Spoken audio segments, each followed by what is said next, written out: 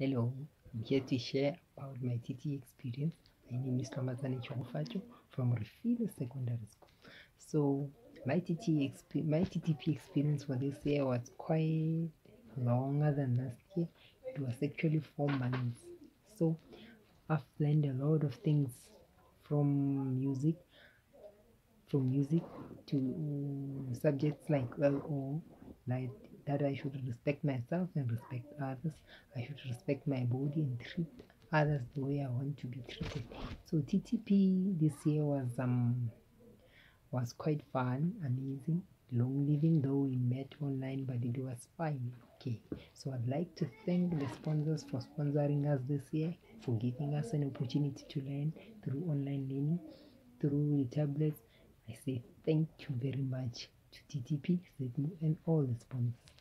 So TTP have taught me to think differently about things, how to manage my time, and how to prioritize and do all other things, and to balance my schoolwork and TTP. So I'd like to thank all the mentors, Setmu, and everyone who helped us to build this youthful nation to be better people in the future. Thank you.